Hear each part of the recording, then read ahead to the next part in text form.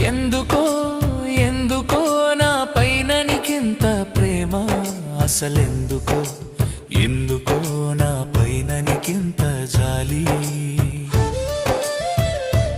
అర్హత లేకున్నా నన్ను ప్రేమించావయ్యా, ఏ యోగ్యత లేకున్నా నాపై కృప చూపావయ్యా.